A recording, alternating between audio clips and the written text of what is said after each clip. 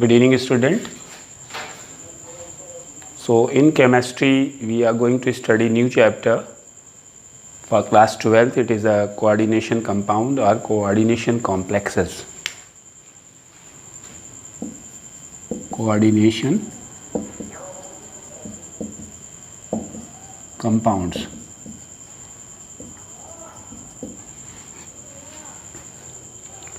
As you have studied about the ionic compound, so some examples of ionic compounds are NaCl,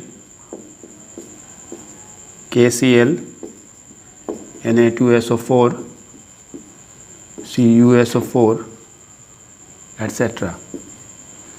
They split into two types of ion like Na positive and Cl negative, K positive, Cl negative. Similarly here also. But in the coordination compound, this is a special variety of compounds in which any transition metal, atom or ion satisfy its two valencies. One is primary valency, another is secondary valency. That means the definition of the coordination compound, the compound in which transition metal atom satisfy its both the valencies, primary valencies and secondary valencies, are called coordination compound or coordination complexes. If you want to write the examples of the coordination compound, so it should be written in the square bracket Cu and H3 whole 4 SO4. Another example Cu H2O whole 4 Cl2, or you can write K3 FeOX whole thrice. There are so many examples of coordination compound. Now you will study about that coordination compound in details.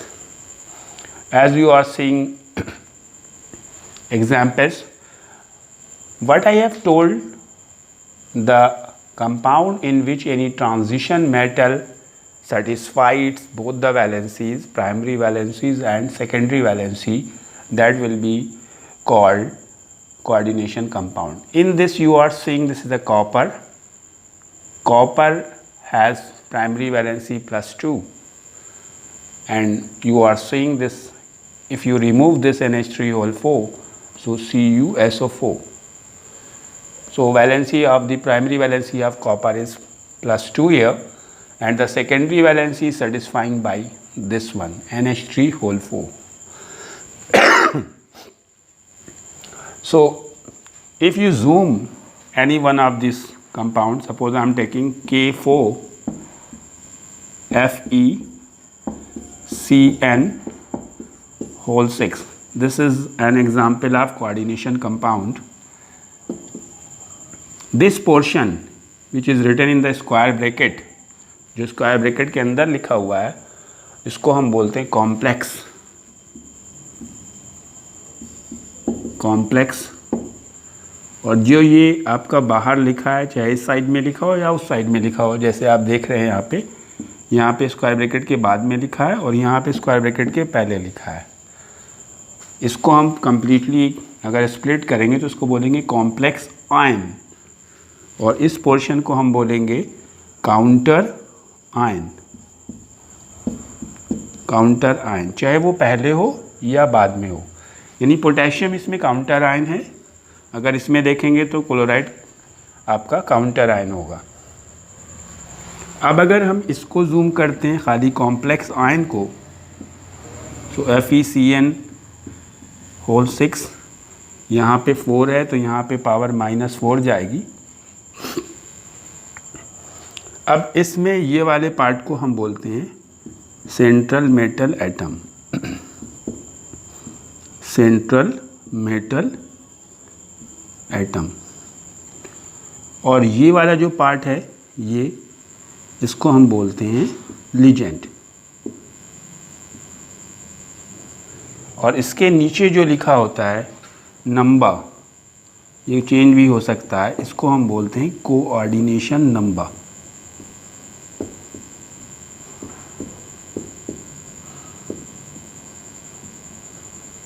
Okay students, तो अगर हम देखें तो हमें क्या क्या इसमें पहले स्टडी करना पड़ेगा। पहले हमें सेंट्रल मेटल एटम के बारे में पढ़ना पड़ेगा, लीजेंड्स के बारे में पढ़ना पड़ेगा, कोऑर्डिनेशन नंबर के बारे में पढ़ना पड़ेगा, और फिर ऑक्सीडेशन नंबर के बारे में पढ़ना पड़ेगा, कॉम्प्लेक्स के बारे में पढ़ना पड़ेगा। तब जा कर के आप एक कोऑर्डिनेशन कंपाउंड की डिटेल पढ़ पाएंगे। Okay, so first point of this to explain that is central metal atom or central metal ion. Central metal atom और ion, जो हमारा कोऑर्डिनेशन कंपाउंड होगा उसमें एक सेंट्रल मेटल एटम या आयन होना कंपलसरी है, और वो ट्रांजिशन मेटल होगा, ट्रांजिशन या इनर ट्रांजिशन मेटल होगा, जिनकी वेरिएबल वैलेंसीज होती हैं। जैसे कॉपर हो सकता है, सिल्वर हो सकता है, आयरन हो सकता है, क्रोमियम हो सकता है, गोल्ड, मरकरी, यानी डी ब्लॉक और एफ ब्लॉक के एलिमेंट्स हो सकते हैं इसमें, जिनमें एक से ज़्यादा वैलेंसीज हो सकती हैं, और वो स्क्वायर ब्रैकेट के अंदर मेंशन किया जाएगा। सपोज़ कीजिए अगर हम लिखते हैं CuH2O whole 4 NO3 whole twice. So in this Cu is central metal atom. Cu is central metal atom. So यहाँ पे ये ध्यान रखना है कि जो भी मेटल एटम होगा वो ट्रांजिशन एलिमेंट ही होना चाहिए, इसकी वेरिएबल वैलेंसीज होनी चाहिए, इसकी +1 भी होती है, +2 भी होती है, और भी ऑक्सीडेशन स्टेट शो कर सकता है। सिल्वर लेंगे, उसकी 1 भी हो सकती है और भी वैलेंसीज हो सकती हैं। उसी तरह से आयरन है +2 +3। तो ये स्क्वायर ब्रैकेट के अंदर फर्स्ट पोजीशन पे लगाया जाता है, क्योंकि हो सकता है कि नेम से आपको कंपाउंड बनाने के लिए बोला जाए तो भी आप इजीली उसको बना पाएँ। सेकेंड थिंग जो है आपकी वो है लीजेंड। ये सबसे इम्पोर्टेंट पार्ट है, लीजेंड। लीजेंड इज न्यूट्रल और चार्ज स्पेसीज, मीन्स इस पे चार्ज भी हो सकता है और न्यूट्रल भी, कोई चार्ज नहीं भी हो सकता है। न्यूट्रल और charge species which can donate at least 1 pair of electron, means एक पेयर यानी 2 इलेक्ट्रॉन्स वो किसी को डोनेट कर सकता है, और जब उसके पास होगा इलेक्ट्रॉन तभी वो डोनेट कर सकता है। लीजेंड इज द न्यूट्रल और charge species which can donate at least 1 pair of electron to the central metal atom. So examples of legend is H2O. O में कितने इलेक्ट्रॉन होते हैं? लास्ट में 6 इलेक्ट्रॉन्स होते हैं, इसमें 2 वो शेयर कर चुका है एक H एटम से, और उसके पास अभी भी 2 पेयर इलेक्ट्रॉन बचे हैं, और ये O जो है ये एक पेयर डोनेट कर सकता है, so it is a legend, और इस पर कोई चार्ज नहीं है, तो H2O is a neutral legend. Similarly, NH3 is also having a pair of electron, so it is a legend, and it do not carry any charge, so it is a neutral legend. While if you will see Cl negative, it contains total 8 electrons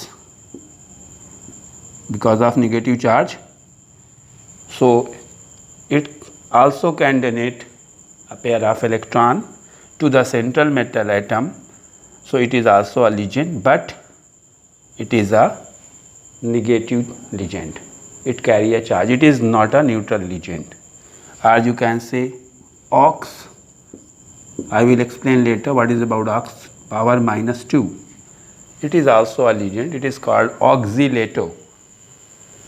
So legend is the neutral or charged species which can donate at least one pair of electron. अगर 2 भी donate करेगा तो भी legend है, यानी एक pair electron हुआ 2 electrons, अगर 2 करता है तो लीजेंड है, और 2 पेयर करता है दैट्स मीन 4 इलेक्ट्रॉन करता है तो भी लीजेंड। ऐसा मत सोचिएगा कि 2 पेयर 3 पेयर और 6 पेयर इलेक्ट्रॉन तक लीजेंड कर सकता है।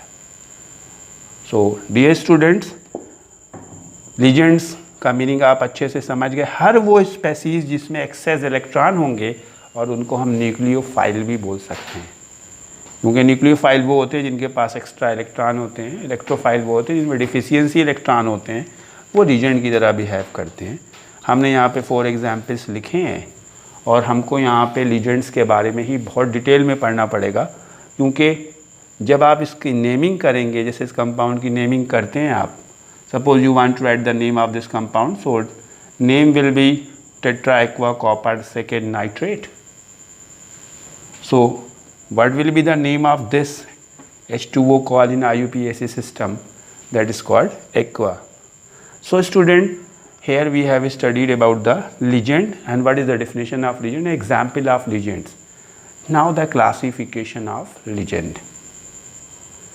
Legends are classified into 2 methods. Number 1 on the basis of the charge and number 2 on the basis of donation of the electron pair or on the basis of donor atom. So on the basis of charge,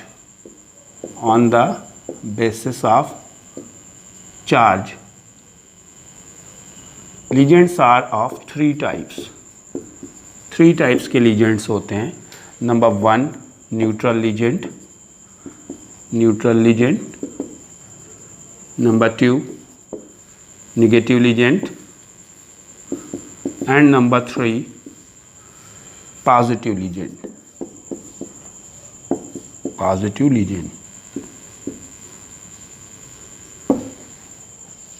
You can understand about the neutral legend. You have understand about the legend. Legends are the neutral or charged species which can donate at least one pair of electron. Neutral means it should not carry any charge and it can donate the electrons. So examples of the neutral legends are H2O, NO, NH3, CO, etc. These are the some. One more I am writing. In another, this is the negative legend. That means it should carry at least -1 charge. इसमें कम से कम एक negative charge तो होना ही चाहिए. For example Cl negative, Br negative, I negative, SO4 double negative, CO3 double negative, ox double negative, gly single negative, etcetera. देखिए student, miss मत कीजिएगा वीडियो को, क्योंकि अभी इनके नेम आएंगे और ये मत समझिएगा कि इसको हम क्लोराइड बोलेंगे या क्लोरीन बोलेंगे. इनके कुछ नेम अलग होंगे और अगर वो नेम नहीं होंगे तो आपका सारा नेमिंग जो है गड़बड़ कर जाएगा अगर आप कॉम्प्लेक्स के बारे में जानना चाहते हैं. Now moving towards the positive legend. Positive legends का नंबर बहुत कम है, नल के बराबर है, बहुत रेयर केस में पाए जाते हैं, क्योंकि अगर पॉजिटिव चार्ज आता है इसका मतलब इलेक्ट्रॉन निकल चुका है. तो बहुत ही कम केसेस ऐसे हैं जिसमें पॉजिटिव चार्ज भी हो और वो इलेक्ट्रॉन पेयर देने की कैपेसिटी रखता हो. सो NO पॉजिटिव, नाइट्रोसोनियम बोलते हैं, एंड Cl पॉजिटिव, क्लोरोसोनियम बोलते हैं इसे. So I think this first classification you have understand very clearly. Another classification on the basis of the donor atom. This is the classification किस basis पे किया गया था? चार्ज की बेसिस पे. इस पे कोई चार्ज नहीं, इस पे निगेटिव चार्ज और इस पे पॉजिटिव चार्ज, और ये सारे के सारे इलेक्ट्रॉन पेयर देने की क्वालिटी रखते हैं. कम से कम एक इलेक्ट्रॉन पेयर सब दे सकते हैं. That's these are called ligands. Now on the basis of the donor atom, that's mean how many atoms can donate electron pair to the central metal atom. एक एटम दे सकता है, 2 दे सकता है, 3 दे सकता है. अभी अभी मैंने थोड़ी देर पहले बताया आपको कि कोई भी लिगेंड ज़्यादा से ज़्यादा 6 पेयर इलेक्ट्रॉन दे सकता है। तो इसका मतलब कि 1 भी देगा, 2 भी देगा, 4 भी देगा, 6 भी देगा। तो on the basis of donor atom there are 6 type of ligand, 6 तरह के लिगेंड होते हैं। ऑन द बेसिस ऑफ donor atom, or you can say denticity.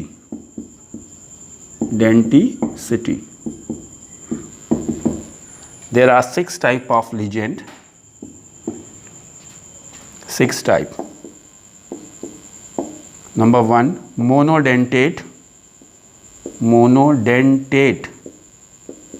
Monodentate उनको बोलते हैं जो सिंगल एटम देते हैं, सिंगल एक पेयर इलेक्ट्रॉन देंगे, उनको मोनोडेंटेट। नंबर 2, बाइडेंटेट भी बोल सकते हैं और डाइडेंटेट भी बोल सकते हैं। नंबर 3, ट्राइडेंटेट, जो 3 देंगे। Number 4, tetradentate.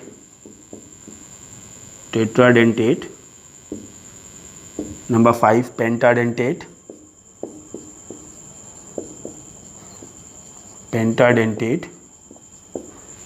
And number 6, hexadentate.